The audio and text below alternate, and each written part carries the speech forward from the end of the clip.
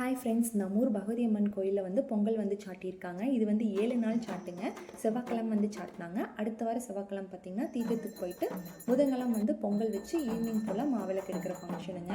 7 டேஸுமே ரொம்ப ஜாலியாக இருக்குங்க. போன வருஷம் தான் வந்து கும்பாபிஷேகம் முடிஞ்சுது. அதுக்குள்ளே 1 இயர் ஆனது போல் இருக்குங்க.